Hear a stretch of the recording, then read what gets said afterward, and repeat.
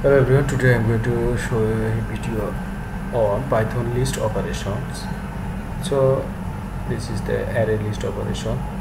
So in this Python coding, so we have already run lots of coding here. So terminate, close and run again. In this list operation, we have created a list, my list 1, 2, 4. I will repeat it 3 element and print my list.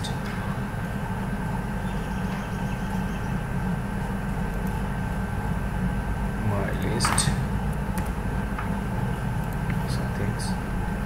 Here this is my list operation array list, and I have also append list already concatenated 5 with the list.